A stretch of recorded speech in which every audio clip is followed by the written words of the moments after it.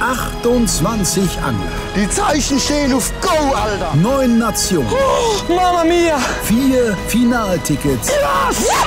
3 Zielfische. Oh mein Gott, ist das geil. Ein Finale an einem unbekannten Ort.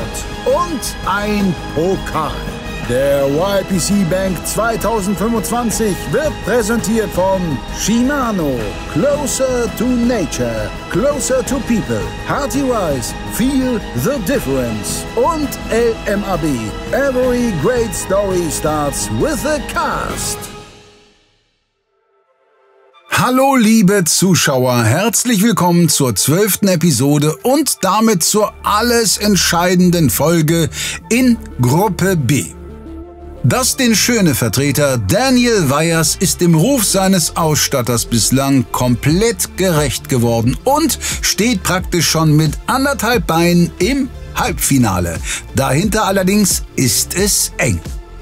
Markus von Eu konnte sich dank einer bärenstarken Serie am Morgen zwar einen kleinen Puffer erarbeiten, doch sowohl Ino Taminga als auch Frédéric Julien würden mit dem fehlenden Fisch zur Fullcard sofort aufschließen oder gar vorbeiziehen. Und auch Patrick Marable rangiert hier noch in erweiterter Schlagdistanz.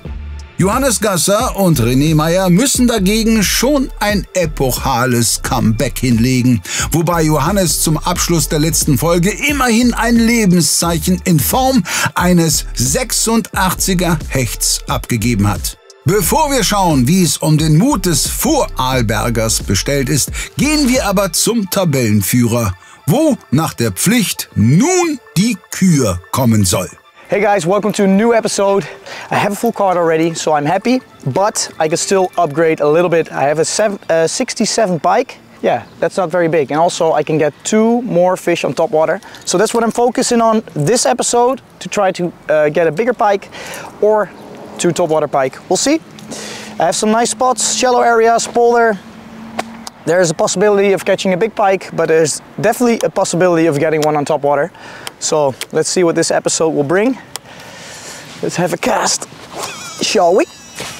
Neuer Spot, neue Folge. Willkommen bei der 4. Episode von Gruppe B, YPC 25.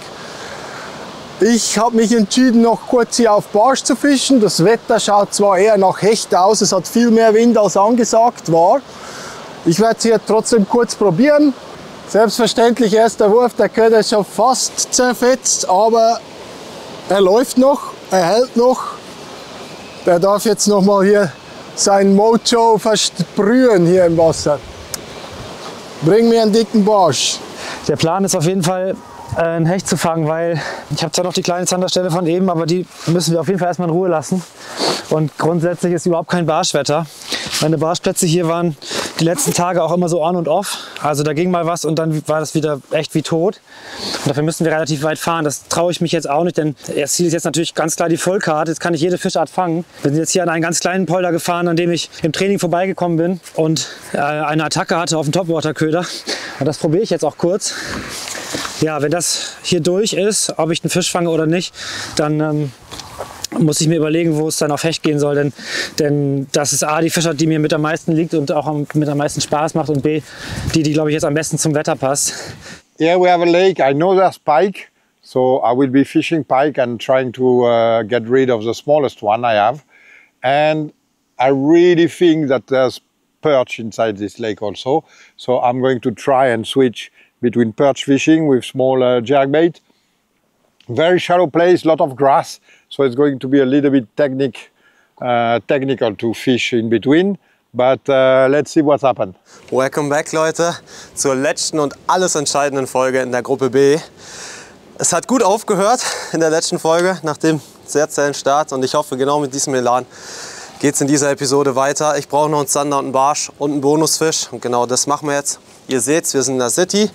Wir haben den Plan von Barsch jetzt auf Zander geschwenkt, weil vorhin Gewitter kam, und versuchen jetzt hier unter einer Brücke Zander zu fangen. Hier gibt es aber auch Barsche, vielleicht bekommen wir beides. Drückt mir die Daumen, ich wünsche euch ganz viel Spaß. Ich versuche noch mal ein paar Barsche zu fangen und vielleicht Zander auf den kleinen Crank hier, auf den Raiju. Und ja, mal sehen, was der Kanal noch so hergibt. So, zur Halbzeit bin ich jetzt nochmal zurück an den Spot, wo ich den Zander gefangen habe. Fisch jetzt nur ein paar Meter weiter vorne. Hoffe, dass ich hier im ufernahen Bereich einen Barsch kriege. Werde es aber nicht lange versuchen. Ist jetzt einfach nur so ein Verzweiflungsmove. Und danach gehe ich mal an einem weiteren Spot weiter oben. Und wenn alle Stricke reißen, fahre ich für die letzten, denke ich mal, 2 Stunden an den Kanal. Der lief zwar im Training überhaupt nicht, aber da bin ich wenigstens windgeschützt und kann halbwegs konzentriert angeln. Und hoffe, dass ich da irgendwie die Kurve kratze und es nochmal rumreißen kann. Die fleischgewordene Zuversicht. Markus begräbt statt der Hoffnung lieber seine Köder. Der Dorf in Rente wird hier sicher verstaut. Der kommt zu Hause an die Wand. Jetzt ist deutlich weniger Licht als noch am Morgen. Ich habe jetzt auf eine etwas auffälligere Farbe gewechselt. Von so Spezial mit einem UV-orangenen Bauch und Motoröl, Glitterrücken auch UV-aktiv. Vielleicht lockt das noch ein Barsch. Ihr seht, wir sind unter einer Brücke, ich bin auch ganz leise. Ich habe 2 Routen dabei, eine mit Dropshot und eine zum Jiggen. Ich werde jetzt erstmal beginnen mit Jiggen, um zu gucken, wo die Fische sind. Und je nachdem, ob ich Rückmeldungen bekomme oder gar keine, werde ich dann aufs Dropshot wechseln. Übrigens, liebe Grüße an Kevin. Danke für den Spot. Der kennt sich hier aus mit so Brückenzeugs. Und ja, ich starte jetzt mal hier mit dem Perch Northern Lights 7 Gramm erstmal. Ich gehe vielleicht auch noch leichter, je nachdem, ob hier Strömung ist oder nicht. Aber jetzt erstmal ein paar Würfe machen, weil nur ein Köder im Wasser kann Fische fangen. Wasserfarbe gefällt mir nicht so gut. Ist auch richtig eingetrübt durch den Regen. Das heißt, nach dieser Stelle würde ich sagen, fahren wir weiter. Fühle ich jetzt gerade hier nicht so. Mr. Asp! Oh, fuck! Oh, ja, ja! Oh, fuck, he's right there! Ich glaube, da war ein Anfass. Kann auch ein Schnurschwimmer gewesen sein, aber ich merke, ich kann auf jeden Fall deutlich leichter angeln wie mit 7 Gramm. Gar keine Strömung hier gerade und das Wasser ist auch sehr klar. Ich glaube, ich gehe auch gleich natürlicher. Ich wechsle jetzt mal hier auf 3,5 Gramm an einem Bleak Shad Galaxy. Gott, oh Gott, was mache ich hier nur? Eigentlich perfekt, muss nur was beißen. Das Problem ist, hier gibt es manchmal Strömung. Und wenn es keine Strömung hat, dann läuft es wie am Niederrhein. Aber die Strömung wird hier reguliert. Also die kommt hier eigentlich nur, wenn man eine Schleuse vorne aufmacht, wenn ein Boot rausfahren will. Das heißt, man kann das nicht planen. Deswegen müssen wir jetzt ausharren und hoffen, dass jemand an diesem regnerischen, stürmischen Tag mit seinem Boot rausfahren will. Oder dass ein Zander einfach so hungrig ist, dass er ohne Strömung beißt. Ich habe jetzt hier ein paar Würfe gemacht, erst mit Gummi gechickt, jetzt noch mit dem Dropshot. Natürlich brutaler Frontwechsel, gerade jetzt hier mit fast schon Sturm. Und auch nicht das Angenehmste, um hier so Halbfinesse auf Barsch zu angeln. Von daher habe ich mich jetzt gerade entschieden, weil ich hier keinen Kontakt hatte, zu wechseln auf große Köder. Da ist mir egal wie viel Wind, solange man nicht gerade ins Gesicht bläst. Also werde ich jetzt auf Hecht wechseln, versuchen da noch den 77er abzugraden. Ist noch einiges drin nach oben. Wenn es klappt, dann sind das nochmal vielleicht 20, 30 Punkte.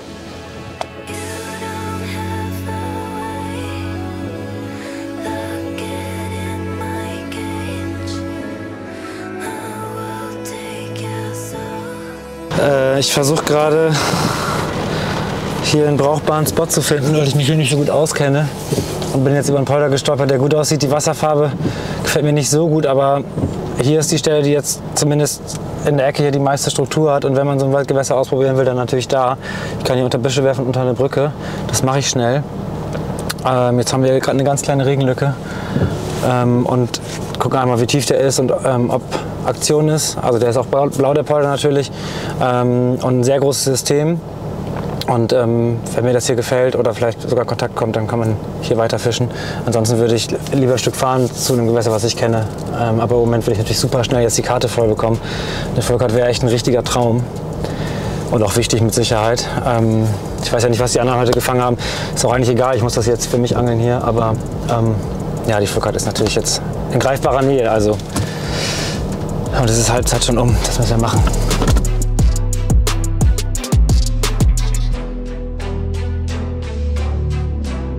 Oh, fucking again.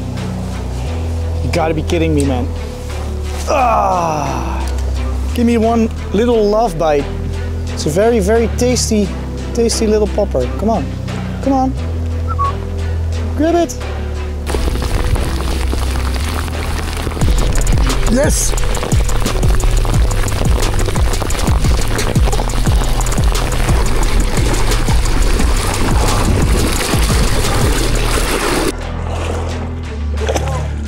Yes!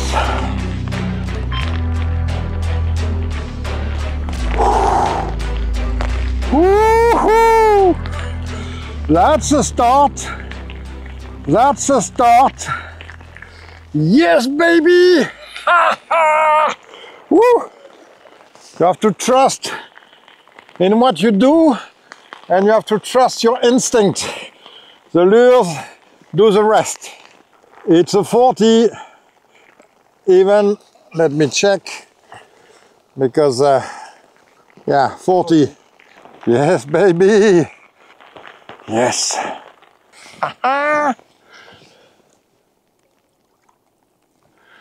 Yes.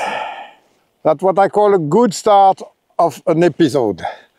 That you get fully charged of emotion and hope for the rest of the episode. So, let's do what we know is working. So I'm gonna walk around with this small Jerkmaster, the smaller, the junior size. And yeah, it's raining, but we catch fish. Let's go.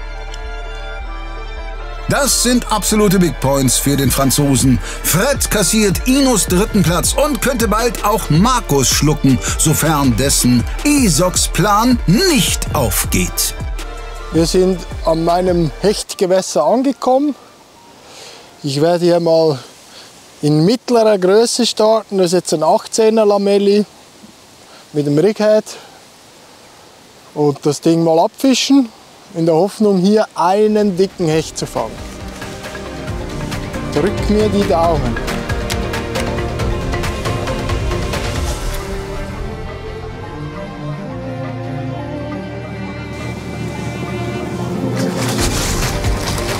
Yes, Mann! Zweiter Wurf, vor den Füßen nimmt er das Ding. Oh no, der ist ins Holz. Der ist ins Holz. Er ist voll ins Holz. Scheiße. Er ist aus dem Holz.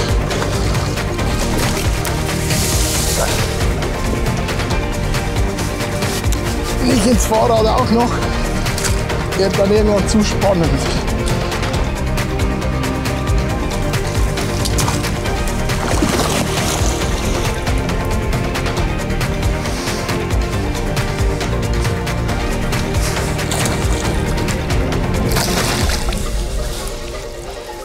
Ja, das ging zackig. Zweiter Wurf, nächster Hecht. Ich glaube, der ist jetzt, ja, ist schwer zu sagen, der ist dick. Jetzt. So.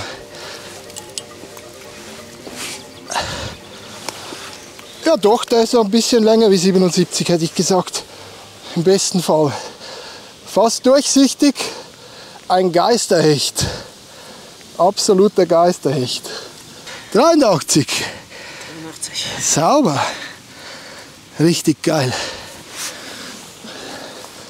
Zweiter Wurf am neuen Spot. Hecht 83. Zu heiß gewaschen, dem ging die Farbe aus. Richtig geil. Und guck mal, wie kurz der Kopf ist. Das heißt, der kann noch nicht alt sein. Der ist gut gewachsen. Und der hat direkt hier vor dem Fahrrad gebissen und darf auch wieder zu seinem Fahrrad zurück. Ja, der ist beim Biss hier über das Fahrrad drüber. Dann noch mal ins Holz und am Schluss in den Kescher. Das es läuft. Und das bei der trüben Brühe. Markus vergrößert den Vorsprung wieder ein bisschen und schnauft einmal kurz durch. Zeit für ein paar Insights. Der Lamelli, hier eben 18er Version mit dem Righead. Stinger schön unten, weil ich habe hier nicht viel Kraut oder so, sonst könnte ich die auch oben setzen. Dann zum Riggen. Ich setze immer einen Haken relativ nah am Kopf, leicht seitlich, die freie Flunke ins Gummi. Und den zweiten Haken setze ich diagonal versetzt auf die andere Seite. Jetzt seht ihr, von der Silhouette stehen auf beide Seiten die Haken deutlich über. Das heißt, wenn der Fisch irgendwo im Kopfbereich beißt, ist die Chance sehr hoch, dass der greift. Und für den Schwanz natürlich dann der hintere. Wenn ihr die Haken immer unten setzt, sehe ich häufig, dass dann im Verhältnis zu kleine Haken verwendet werden, die nicht genug seitlich überstehen. Und so gibt es dann halt die Fehlbisse, weil wenn der Hecht jetzt so kommt, wirkt der Gummi dann sauber wie ein Hakschutz. Der Haken ist dann im Nichts und so seitlich habt ihr einfach, aus meiner Erfahrung, die höchste Hakquote. Oh, bist gehabt.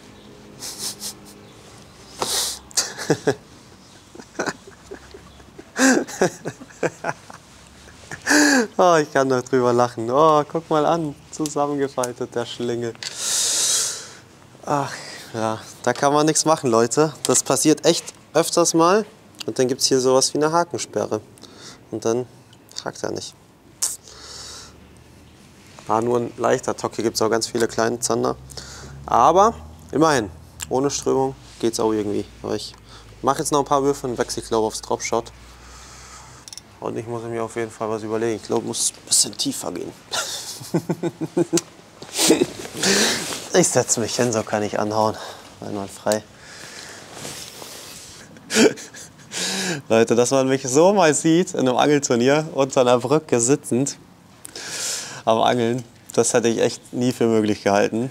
Aber das Problem ist, mein anderer Zanderplan war ein Fluss, wo man auf jeden Fall die Tide beachten muss, sonst fängt man da nichts, wenn da keine Strömung ist.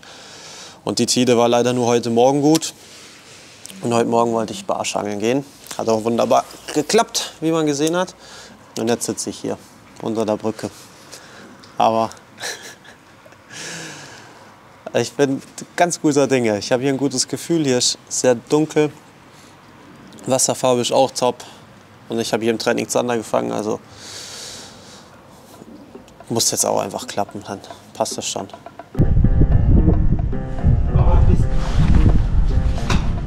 Ah, Leute, da war jetzt der zweite Biss, ganz klar wieder ein Tock. Wieder kurz vor den Füßen, direkt hinter dem Pfeiler da. Also die Fische sind da, aber die beißen sehr, sehr schlecht und die sind vermeintlich auch sehr, sehr klein. Ich fische mit 3,5 Gramm, da ist nicht so schwierig, den einzusaugen eigentlich. Aber gut, jetzt fischen wir hier, ich glaube, Viertelstunde, 20 Minuten, 2 Bisse. Eine Frage der Zeit. Jetzt müssen wir es aussitzen, im wahrsten Sinne des Wortes.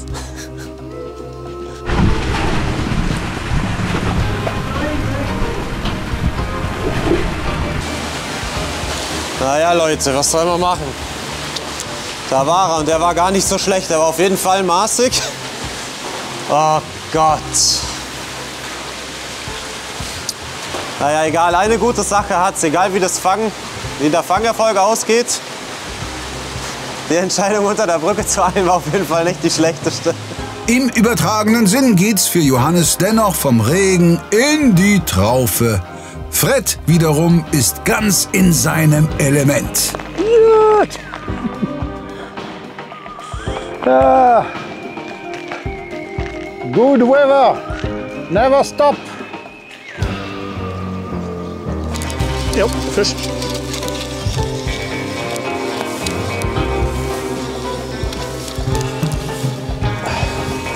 Das ist ein Zander.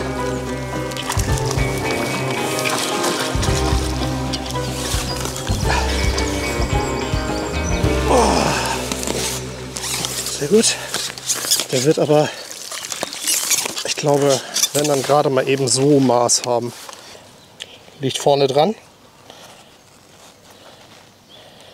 46. Kleiner Zetti. Jetzt habe ich alle 3 Fische. Das ist schon mal eine große Erleichterung. Ich freue mich, dass es heute ein bisschen besser klappt als beim letzten Mal. Und ja, wir werden mal gucken. Wir werden hier noch mal ein bisschen weiter angeln und mal schauen, ob der ein oder andere noch rauskommt. Also ganz schnell zurück. Ja, zack. Da schwimmt er. Boah, geil. Ein bisschen Erleichterung. Auch wenn es nicht viel bringt.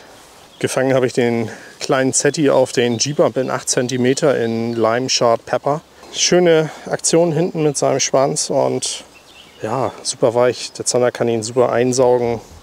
Klasse Köder, gehört für mich überall in die Köderbox mit rein.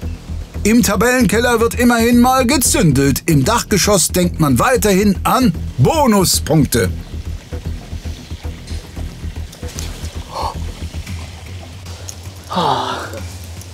Okay, that was close. Just missed a pike. Was chilling right underneath one of those lily pads. I'll leave him for a little bit.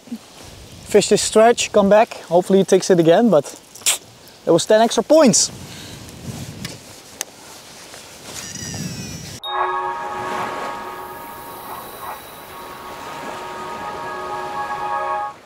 So sieht er aus dieses Jahr. Erstmalig im Hochformat und designt von Nace Botschafter und YPC France Gewinner Romain Maudet. Fast 250 € Warenwert, 24 exklusive Produkte von 17 coolen Brands, jeden Tag die Chance, ein goldenes Ticket zu gewinnen und das alles für nur 99,99 € plus Versand. Wenn du deinen limitierten Hecht- und Barsch-Raubfisch Adventskalender wirklich sicher bekommen willst und uns zudem beim Finanzieren der gesamten Ware unterstützen möchtest, dann bestell den Kalender bitte nicht erst im November, bestell ihn jetzt.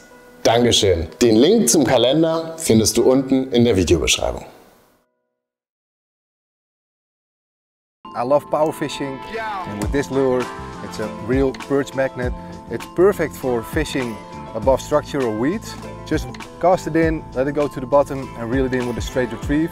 But also try to mix it up with speed stops, let it sink to the bottom again. It's a really, really nice lure. Try it out in the summer, the autumn, and I'm sure you're gonna catch them.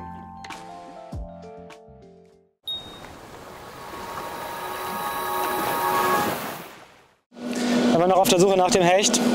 Langsam hat die Erleichterung über den Zander, über den ich mich natürlich immer noch total freue, ein bisschen abgenommen und wurde durch Nervosität ersetzt. Jetzt rennt man so ein bisschen gegen die Uhr an. Also mit den Punkten wird es auf keinen Fall reichen, da bin ich mir sicher. Patrick und Fred saßen mir am ersten Tag schon im Nacken. Und jetzt ist man immer dann vor der Entscheidung, fischt man einen Spot durch, auch wenn man auf den ersten Plätzen keinen Kontakt hatte, oder wechselt man schnell wieder das System und dafür sitzt man dann wieder im Auto. Das ist jetzt ein Nervenkrieg. Und man muss anfangen, trotzdem ruhig zu angeln und nicht wie ein Wilder durchzukurbeln.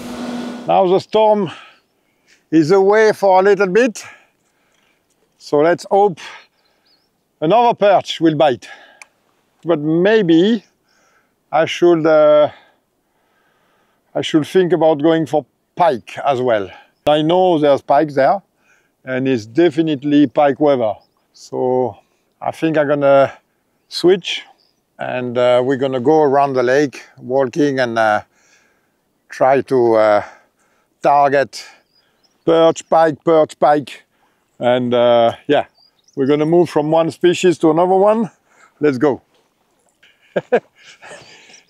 I found my belly boat.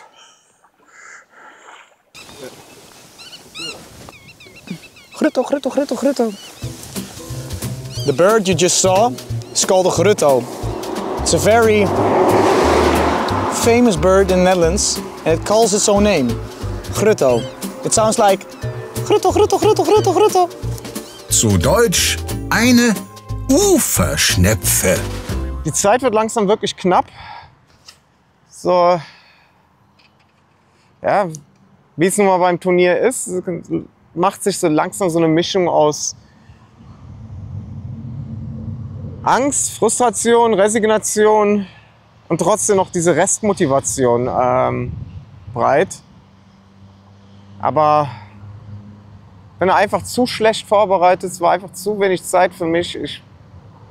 Ja, deswegen sieht es auch zu Recht momentan bei mir ziemlich mau aus. Das muss man einfach so akzeptieren, wie es ist.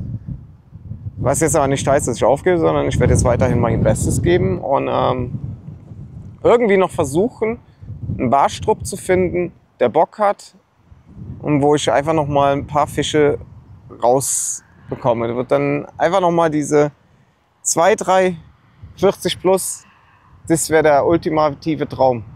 Na klar, am allerbesten wäre natürlich 4 Stück, aber überhaupt erstmal ein Barsch wäre sensationell und ja, aber ich weiß nicht, was ich großartig sagen soll.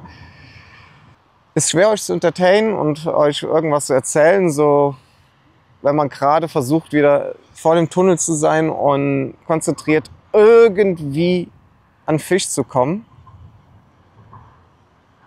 Und da muss man sich selber manchmal daran erinnern, dass es hier nicht nur ums Angeln geht, sondern auch um Entertainment, euch Sachen zu erklären.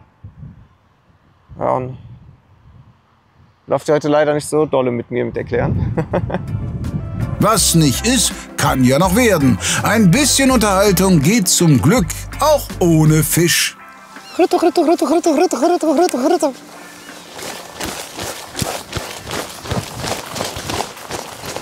Ja, wir sind jetzt an einen größeren Polder gefahren, den ich eigentlich nicht fischen wollte, muss ich sagen, aber die Not ist jetzt echt groß. Sehr windig hier, aber die Wasserfarbe hier passt.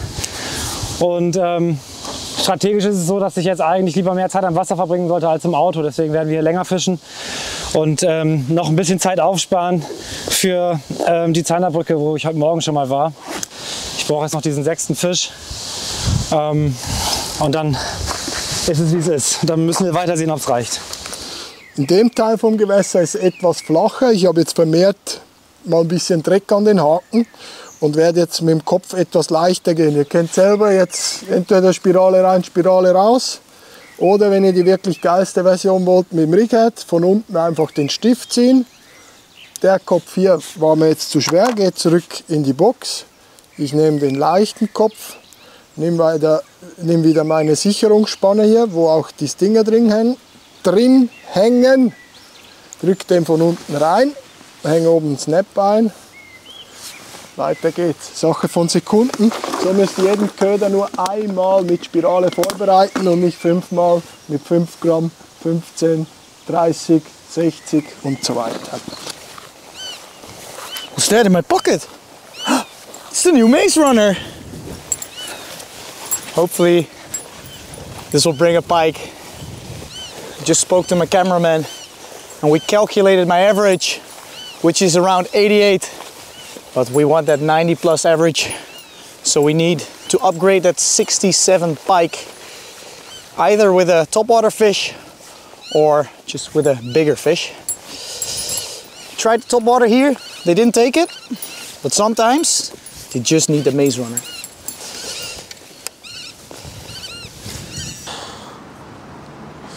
So Leute, ich habe jetzt nochmal die Farbe gewechselt, Chrome Green. Und falls ihr euch wundert, warum ich hier so kleine Köder angel, das ist einfach aus dem Grund, weil man jetzt im Frühjahr überall im Wasser so ganz kleine Brut sieht und die Fische sich da echt teilweise drauf eingeschossen haben. Und noch dazu kommt, dass wir jetzt gerade gar keine Strömung haben und die Fische passiv sind. Und mit kleinen Ködern kann man die Fische dann oft noch mal ein bisschen mehr aus der Reserve locken oder ganz großen. Ich habe mir jetzt für klein entschieden, weil ein kleiner Zander will ich auch nehmen. Und ja, ich angle hier Dropshot. Kann ich super langsam einfach über den Grund schleifen. Das Blei hüpft ein bisschen über den Grund. Und der kleine Köder hier oben, den können die Fische kaum von einem richtigen Fisch unterscheiden in der Größe. Und ja, damit schmeißt man so weit wie es geht unter die Brücke mit dem Dropshot und kann dann ganz langsam führen. Und ich führe das Dropshot wirklich echt einfach nur über die Rolle. Ich kratze es einfach nur über den Grund, zupfe da gar nicht viel rum. Und ja, theoretisch kann man so super Fische fangen, am Ende müssen sie nur im Kescher landen. Es ist noch absolut nichts verloren. Also wirklich, ich habe gestern in 10 Minuten 2 dicke Barsche gefangen. Ich brauche jetzt nur diesen einen Zander. Das ist so ärgerlich, dass der vorhin ausgestiegen ist. Aber, hallo! Aber ja, das ist Angeln. Jeder verliert Fische, so ist es. Und deswegen einfach weitermachen und hoffen, dass der so schnell wie möglich kommt.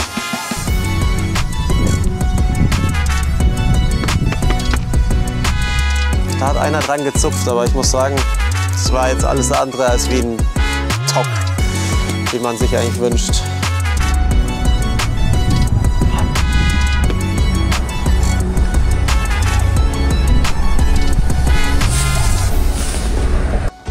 Ich habe jetzt tatsächlich mal einen Biss gehabt, habe ihn aber nicht verwertet. Ah, Mann. Aber das bedeutet, ich könnte hier Fisch fangen. Drückt mir die Daumen.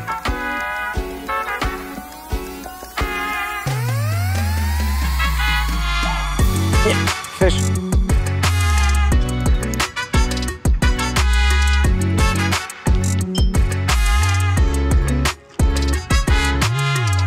Ich glaube, das könnte ein Barsch sein.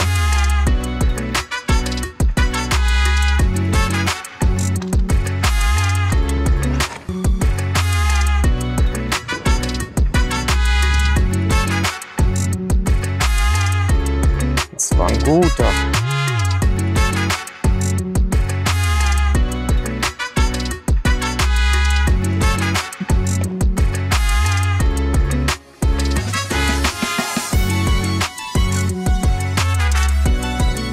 Ja, das ist ein guter Barsch.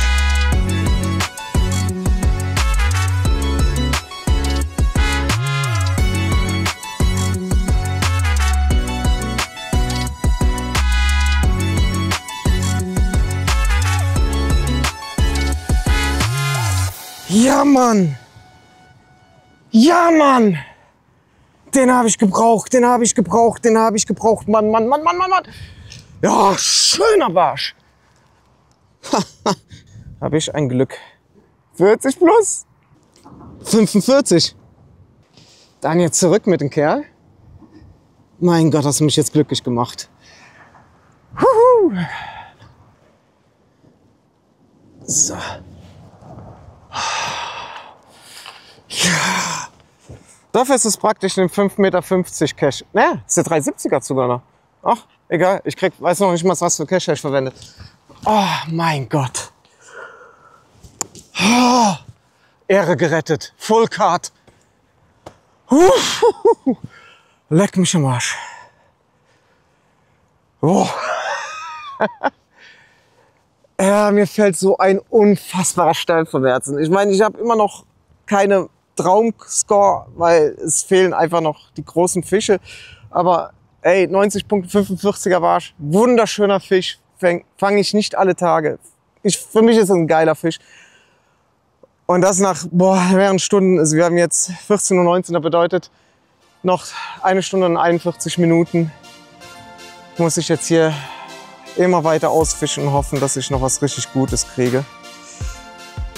Aber erstmal die glückliche Meldung. Was ein einzelner Fisch so alles bewirken kann. Patrick wittert Morgenluft. Bevor der Neusser zum nächsten Streich ansetzt, lauschen wir aber erst einmal seinem Plädoyer für TPE. Das ist der UV Floating Creature Swingball in 9 cm. TPE, das heißt extrem elastisch, fast unzerstörbar für die Fische. Treibt auf, das bedeutet, er geht immer nach oben und wenn man ihn anzupft, gerade wenn man auf Distanz fischt oder auf flachen und das Gewicht so geht, zieht es ihn kurz nach unten und dann treibt er wieder auf. Eignet sich auch super für Nedrig. Man kann natürlich auch damit jiggen, aber am liebsten fische ich solche Köder an Carolina, Slide Rig und solchen Sachen, also wo zwischen Gewicht und Haken Schnur ist. Die Besonderheit auch, diesen Köder kann man gefahrlos mit einem Einzelhaken fischen, weil dadurch, dass er auftreibt, kann er nicht so ohne weiteres am Grund hängen bleiben. Man kann also relativ hängerfrei fischen. Würde man jetzt zum Beispiel einen normalen Gummiköder so anködern, passiert es sehr häufig, dass sich der Haken so rumdreht, über den Boden zieht und irgendwann bleibt er irgendwo hängen. Und dann hat man unnötige Abrisse. Deswegen verwendet man dann Offset-Haken. So, jetzt muss ich auch weiter angeln. Probiere jetzt aber mal kurz Nedrig. Ich werde jetzt einmal noch mal einen Crank drauf ziehen. Das hier noch mal ausfischen und ich glaube, dann fahren wir schon mal ein Stückchen weiter, noch mal an eine Spundwand und probieren da noch mal den einen oder anderen Fisch rauszuziehen. In last episode I explained you that at this time of the year the crawfish are usually a little bit more red because they are coming out of the winter time and they're gonna start to grow because the temperature is increasing. And look what I found. So now I know what type of color they have. It's like brownish and yeah, good size. I know there's crawfish. Maybe an indication. Oh, enkele potten! Wow! Chinook!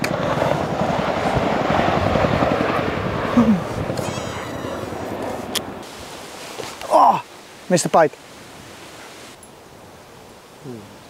That was a pike.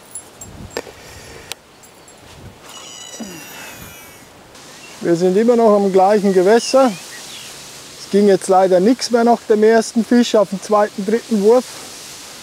Ich mache jetzt noch eine Viertelstunde, dann bin ich auch ziemlich durch mit dem Gewässer hier und dann machen wir nochmal einen Spotwechsel die letzte Stunde. Es geht nochmal auf Hecht in der Hoffnung auf ein Upgrade, dass ich nochmal einen dickeren fange. Eine Minute friert man sich den Arsch ab wegen des Regens und danach schwitzt man wieder. Endspurt! Es geht nochmal auf Barsch eine Stunde. Wenn es Petrus so will, dann fange ich da auch noch irgendwie einen Zander mit ganz viel Glück. Ich gebe noch nicht auf. Wir ziehen durch und zaubern hoffentlich wenigstens noch einen schönen Fisch zum Abschluss vor die Kamera. Nein, 3. Oder 3. Ja, Olli will 3. Dann probieren wir noch 3. Auch nicht schlecht. Jetzt nehmen wir sogar noch die Dropshot-Route mit, wenn die Barsche, falls die zickig sind.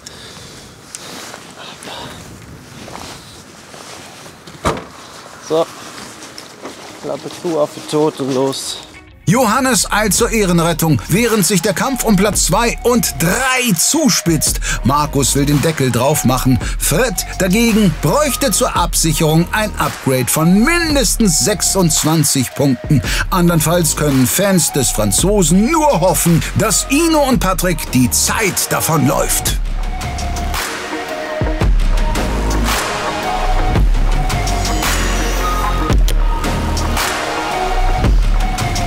Good spiky. There's a lot of bait fish. Yeah.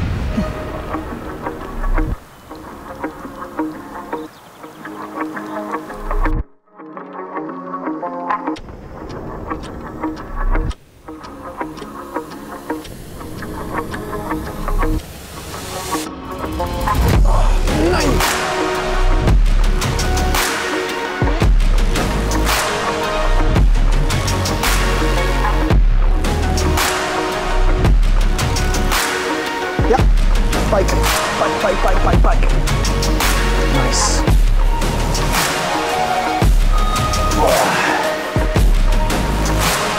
Got it. He's strong. He's really strong, but he's really small. Got it.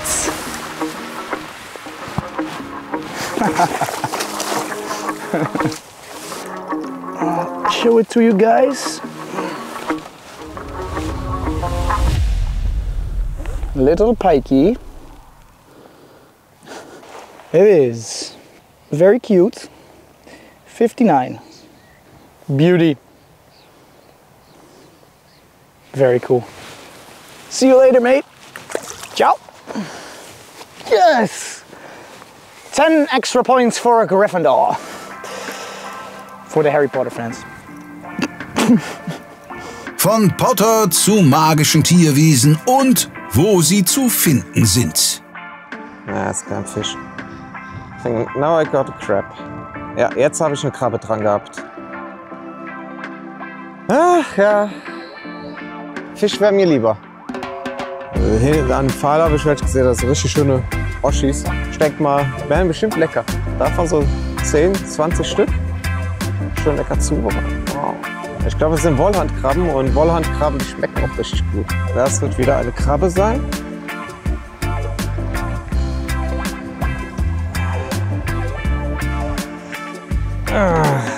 Mittagessen. Das ist die Wollhandkrabbe. Der Name kommt hier von diesen, ja, so eine Art Fell, das sie haben, also eine Wolle. Das ist eine chinesische Art, also eine Neozoa. Und das Verrückte ist, bei uns sind sie eine Plage, es gibt viel zu viele davon. Und in China sind die tatsächlich schon ziemlich selten geworden. Ich habe vor denen echt Respekt, weil die Scheren sind heftig. Die Jagd auf den Kameramann. Wir sind immer noch am gleichen Kanal und wir probieren den ganzen Tag Barsch und Zander rauszuzuppeln. Mir fehlen immer noch 3 Fische und mal gucken, vielleicht habe ich ja noch mal das Glück und der ein oder andere beißt hier noch mal. Erstmal das Ganze mit einem kleinen Gummi ablaufen und dann nachher noch mal mit einem Jerk.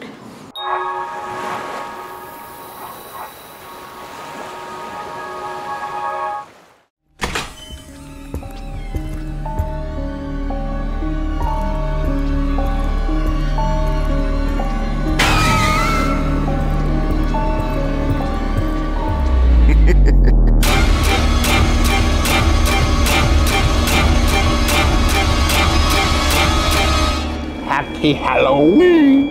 Zeit für Süßes oder Saures. In jeder Tüte ein schaurig schönes Dekor mit Hauptpreisen bis über 1500 €, wie zum Beispiel dieser Western WC. Beim Kauf von 6 Tüten in einer Bestellung garantiert ein Köder doppelt. Nur solange der Vorrat reicht und nur auf Richtung Basti. Du interessierst dich für die gefischten Produkte aus dem YouTube Predator Cup und möchtest sie im Angelladen in die Hand nehmen? Dann mach dich auf zu deinem YPC Megastore. Unweit der holländischen Grenze, direkt an der A31, ist das Bettingsmühle, ein Angelladen, den es schon seit über 40 Jahren gibt. Auf 500 Quadratmetern Verkaufsfläche stehen dir freundliche und kompetente Verkäufer mit Rat und Tat zur Seite. Ganz egal, ob du auf Hecht, Barsch, Zander, Wels, Forelle oder Karpfen angeln willst. Raubfischangler finden hier eine riesige Auswahl von Topmarken. Shimano, Westin, Zeck, Nace, Rapala, Ganki, LMAB, Abu Garcia und viele weitere YPC-Marken sind hier mit etlichen Produkten vorrätig. Doch auch für Allround- und Gelegenheitsangler ist gesorgt, egal ob Anfänger oder Profi. Komm vorbei bei Bettingsmühle. Marek und sein Team freuen sich auf dich. Eine Übersicht über alle YPC Megastores findest du auf lmab.de/megastores.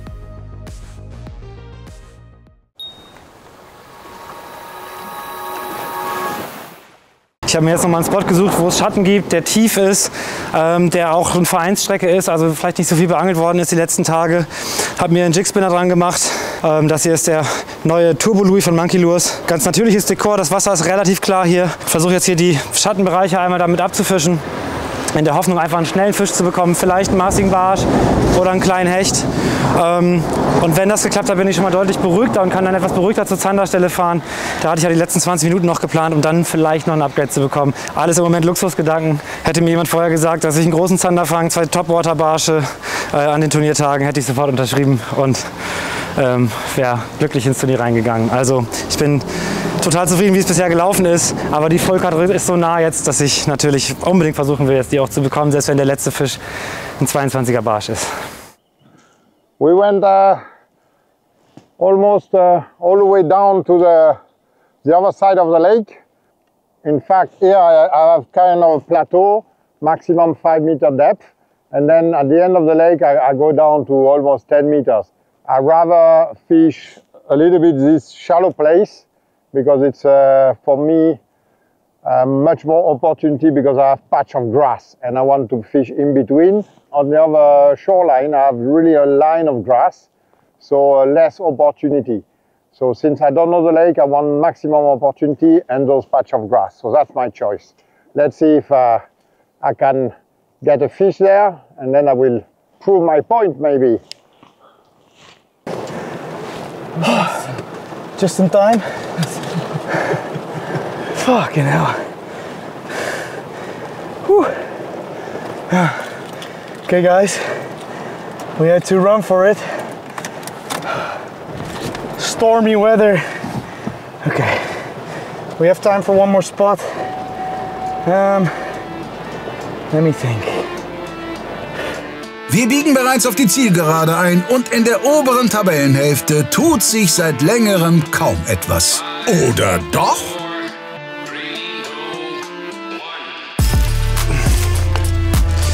Das ist ein kleiner Hecht sein. Ja, das ist ein Hecht. Auf jeden Fall ein Hecht. Ich merke die Zähne. Ja.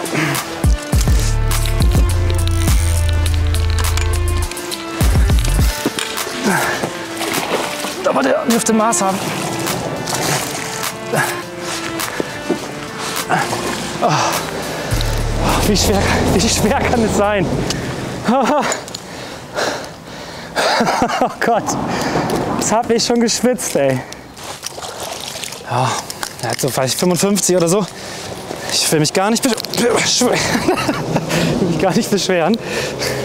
Natürlich nicht. Oh, hat mich verschätzt. 64,5, 65, richtig? Ja. Okay, ich setze ihn schnell zurück. Reden wir später.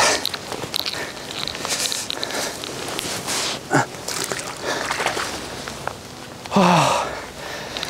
Ich bin so erleichtert, dass ich die Karte voll habe. Das ist so gut.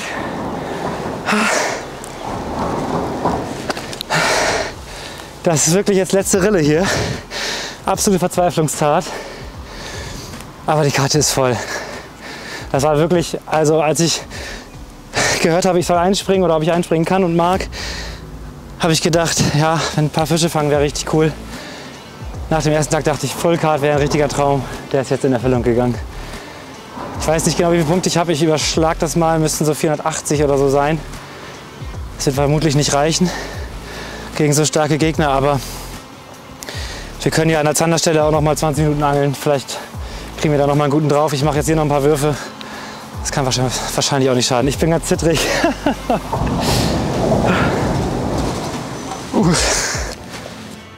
Da vertut sich Ino aber, denn mit diesem kleinen Hecht überholt er nicht nur Fred, sondern auch Markus. Anders gesagt, das war ein Riesenschritt Richtung Halbfinale. Für einen Konter bleibt den anderen noch eine gute halbe Stunde. Bevor aber die absolute Crunch-Time anbricht, zunächst noch ein Angelhack für Holland-Entdecker. Vielleicht noch als kleiner Tipp für euch. Jetzt ist ja gerade Saisonbeginn gewesen und ich habe im Training super viele Anglerinnen und Angler getroffen, hauptsächlich Angler natürlich. Und habe mich dann so ein bisschen, ja, habt ihr ja schon gesehen, von den großen Stellen wegbewegt, soweit es irgendwie ging. Und auch von den belebteren Bereichen, soweit es ging. Und eher so drauf gesetzt, ich habe 3 FIS-Pässe und so ein bisschen die Vereinsgewässer, also die Sachen, die rot sind im FIS-Pass, in der FIS-Planer-App, zu beangeln. Ganz oft gibt es auch eine Tages- oder eine Wochenkarte irgendwo im Zoohandel oder im Angelladen oder so.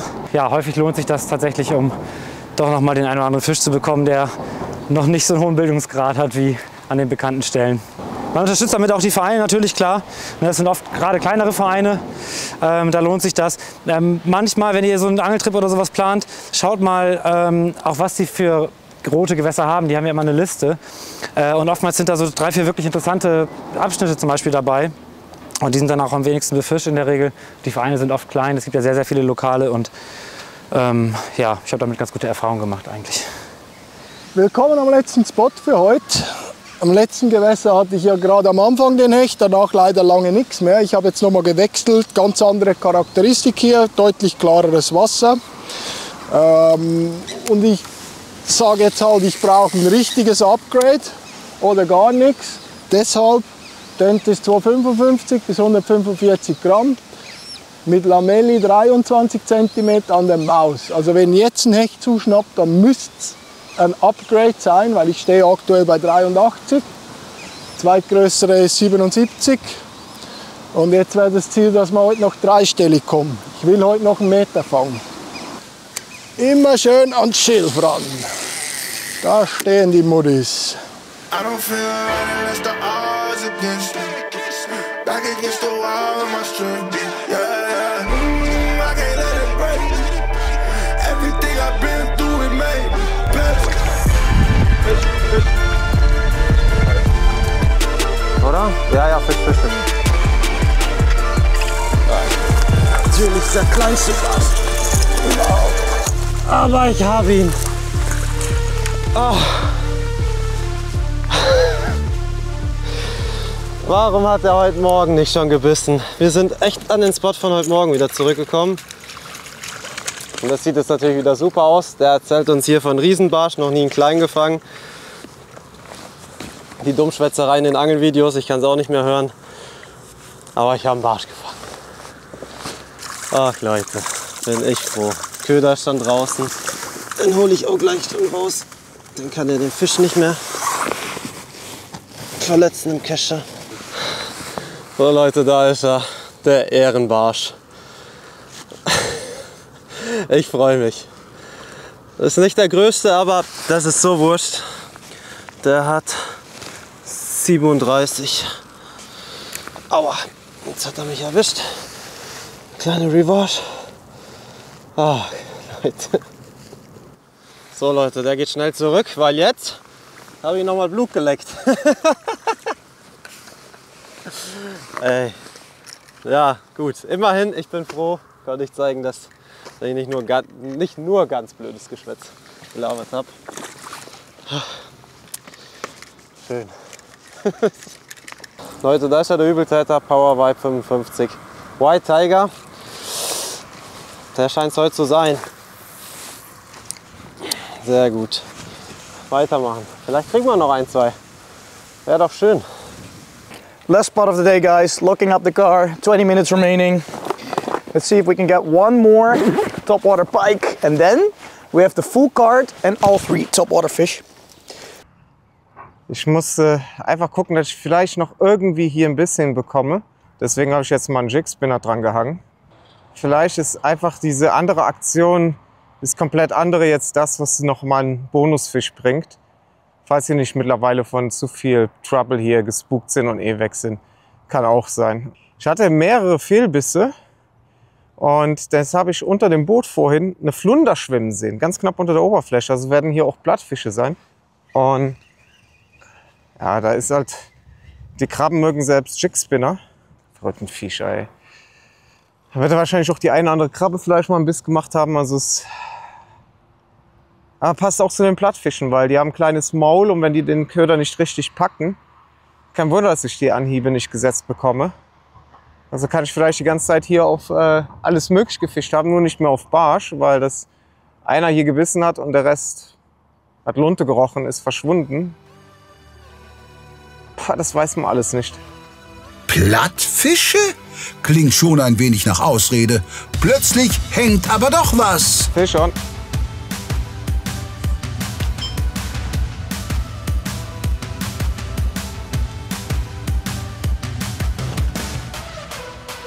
That's something small, it seems.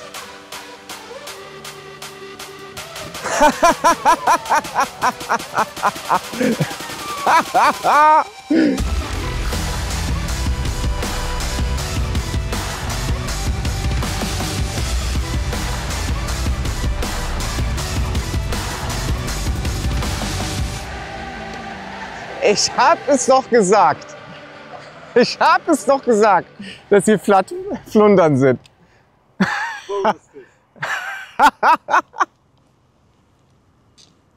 Ach, wie geil ist das denn? Ob das eine Flunder oder Scholle ist, ich kenne das nicht. Hier sieht man auch das Problem. Relativ kleines Maul. Und da wird es schwierig, dass den Köder so nimmt und man den Haken setzen kann. Aber na gut. Can I breathe? Sehr geil.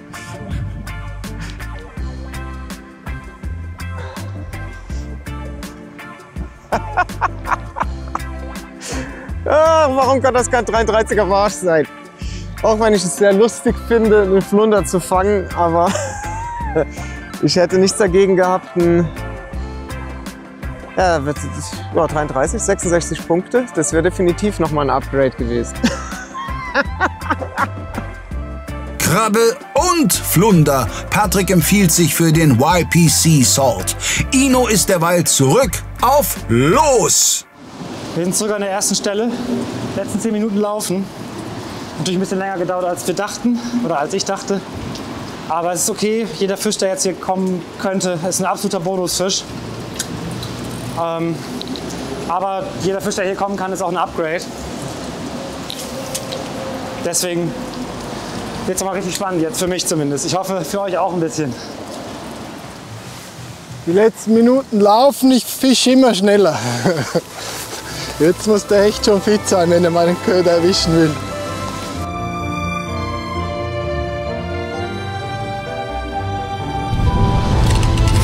No! Loupé! I miss it. Incredible. Ah, ganz bitter für Fred. Aber 5 Minuten bleiben und ein echter Aufreger steht uns noch bevor.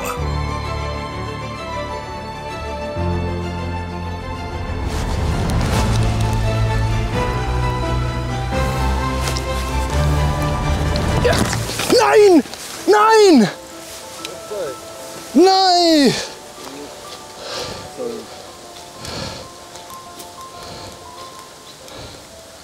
Nein!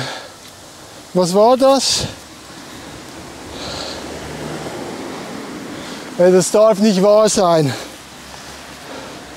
Snap aufgebogen beim Anhieb. Hey. Mit einem fetten Fisch. Alter, Scheiße, Mann. Was? Das war ein fucking Meter, hast du gesehen, Mann. 10 Minuten vor Schluss, 5 Minuten vor Schluss. Alter. 5 Minuten vor Schluss. Alter Mann, das darf nicht wahr sein. Ey. Also diese Snaps nehme ich schon mal nicht mehr. Oh, fucking hell! Ah, ich höre auf, Mann. Jetzt schwimmt da ein fetter Hecht mit meinem Köder im Maul. Das ist das Hässlichste, was es gibt. Das Hässlichste, was irgendwie möglich ist. Scheiß auf die Wertungspunkte, wäre auch geil gewesen, aber oh, ich könnte so kotzen, das könnt ihr euch nicht vorstellen. Das ist mir jetzt, weiß ich, Snap aufgebogen beim Anhieb. Das hatte ich, glaube ich, original 0 Mal. Alter, das war so ein Ochse.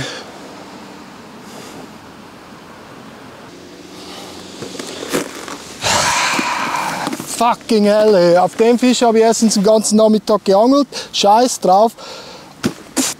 Fliegt mir noch eine Mücke in den Hals. Alter, ich könnte kotzen, ey. Das war ein Ochse, Mann, das war ein fetter Meterfisch. Ich habe den Kopf gesehen. Ja, das war ein richtiger Ochse. Und der hat jetzt einfach meine scheiß Maus noch drin, mit Lamelli. Einfach original, noch nie beim Hechtangeln, dass ein scheiß Snap aufgeht.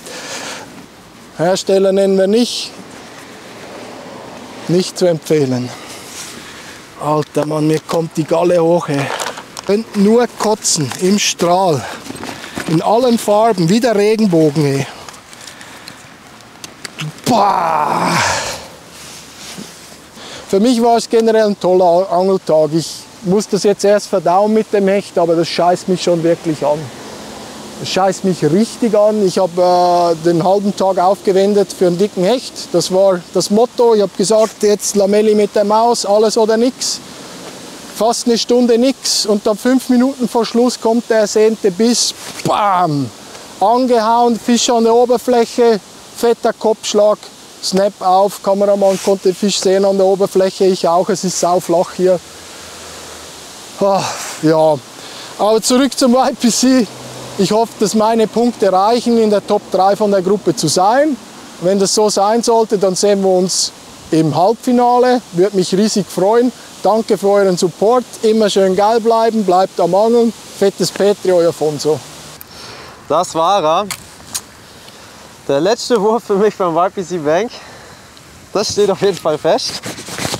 Ich habe mir mein Debüt tatsächlich ein bisschen besser gewünscht. Nichtsdestotrotz das Angeln, man sieht es, da steckt man nicht drin, man kann nichts erzwingen. Ich hoffe, ihr konntet trotzdem den einen oder anderen Tipp mitnehmen, hattet ein bisschen Spaß beim Zugucken. Ich bedanke mich auf jeden Fall für alle, die mir die Daumen gedrückt haben.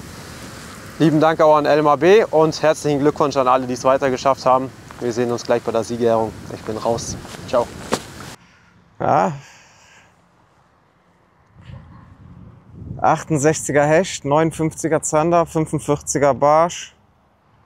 Ist ja nicht schlecht eigentlich. Also es wären bei einem normalen Scoreboard vom ersten Tag. Schöne Fische gewesen, auch zum Upgraden, aber halt der erste Tag. Ja, was soll ich sagen? Es hat mir immer Spaß gemacht, trotz allem. Und selbstverständlich wäre ich gerne weitergekommen, aber es ist wie es ist. Und jetzt heißt es, Enrico die Daumen drücken, damit er die Ehre von uns rettet und dass er es dann in die nächste Runde geschafft und am besten ins Finale. Das war mein zweiter Angeltag. Insgesamt kann ich nicht unzufrieden sein, auf gar keinen Fall. Deutlich über meine Erwartungen auf jeden Fall. Und bin eigentlich sehr zufrieden. Ja, ich hoffe, dass ihr auch von Gruppe B gut unterhalten worden seid, dass ihr vielleicht ein bisschen was mitnehmen konntet. Und wer weiß, vielleicht sehen wir uns ja sogar noch mal in einer weiteren Folge. Das wäre natürlich toll. Also, was soll ich sagen? Da muss ich alles noch mal neu denken. Daran habe ich bisher noch gar nicht gedacht. Dann fange ich jetzt am besten noch gar nicht erst an. Und falls wir uns nicht im Halbfinale wiedersehen, wünsche ich euch noch viel Spaß mit der gesamten Staffel vom YPC 2025 und natürlich dicke Fische beim Angeln. Macht's gut. I think I did pretty well. I don't know yet, but I'm happy with the result. Full card, 2 topwater fish. Can't complain. If this doesn't make me go through to the next round, then I will congratulate the rest for doing better. But yeah, let's hope it's enough. All right. Vielen Dank fürs Zuschauen. Es hat mir viel Spaß gemacht. Ich hoffe euch auch. Und nochmal vielen Dank an meinen Sponsor Ganki und das Team von Hecht und Barsch. Schönes Event. Macht weiter so. Vielen Dank. Bye bye. That was tough. When you start on a new place like this and immediately you get to fish, hopes are really, really high. So anyway, I enjoy it and I hope those perch, extra perch, were enough. But I'm really happy to show you also that almost only with hard bait we can succeed and catch a lot of fish. So that was kind of an exercise for me, but I really enjoy fishing with those Livingstone, and I discover a lot of new things about the science on how the fish are hearing the sound, and I think you should investigate in this, and you found out some really interesting matters. So, see you now for the ceremony for the next round. Let's go. Am Ende wurde es noch einmal hektisch und man hat deutlich gemerkt, wie sehr Markus dieses Malheur mitgenommen hat. Spricht für den Schweizer und leider kann sowas beim Angeln passieren. Wir hoffen das Beste für den Hecht und vielleicht kann Toni dem Gram ja ein wenig abhelfen. Wir gehen zur Ergebnisverkündung. First of all, I would like to thank you for participating in this hard and very stressful competition. I will now announce the 3 anglers who will go to the next round. The level has improved a lot within the last years, so it's very unlikely to make it to the next round without a full card. So that's why we have to say goodbye to Johannes and René. At least you guys caught a few nice fish. Congratulations. We are missing Dustin Schöne this year, but it looks a bit like he sent a lookalike for his brand, at least point-wise.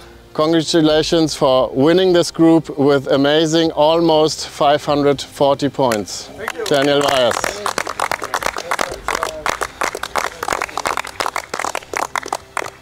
That means that we have 4 anglers left, all with a full card. Patrick made it to the next round every time he participated, so it is a surprise for me to say that this time no next round for Patrick. But congratulations for a good performance anyways. We have 2 YPC veterans left and 1 newcomer, Ino. And 20 topwater points bring Ino the 2nd place in this group. Congratulations.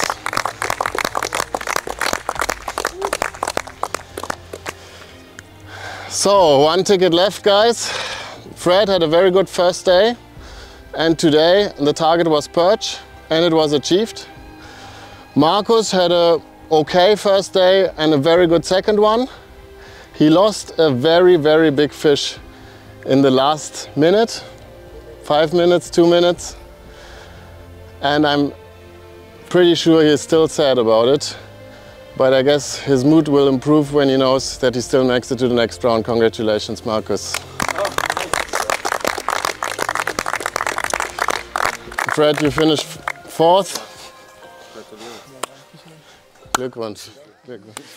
Gut, Leute, das war's für Gruppe B. Daniel ist in typischer Nace-Manier aufgetreten. Ino hat sich bei seinem Debüt so nervenstark wie vielseitig präsentiert. Und Markus wäre vermutlich noch in ganz andere Punktsphären vorgestoßen, wenn der vermaledeite Snap gehalten hätte. Auch so sind's aber 3 verdiente Semifinalisten. Verabschieden müssen wir uns von Fred und Patrick, denen letztlich das nötige Matchglück gefehlt hat, und von Johannes und René, die trotz einiger Rückschläge bis zuletzt eine ambitionierte Leistung gezeigt haben. Die erste Zwischengruppe ist damit komplett. Ab nächster Woche ermitteln wir dann die anderen Semifinalisten. In Gruppe C haben aktuell Anton Holzleitner und Enrico Di Ventura die beste Ausgangslage. Was aber wenig heißen muss, denn bislang sind echte Ausnahmefische ausgeblieben. Also, alles noch drin für die anderen 5. Wir starten nächsten Sonntag um 18 Uhr mit der ersten Halbzeit. Bis dahin eine gute Zeit. Und wenn wir heute eines mitnehmen, dann Augen auf beim Terminal Tackle Kauf. Ciao!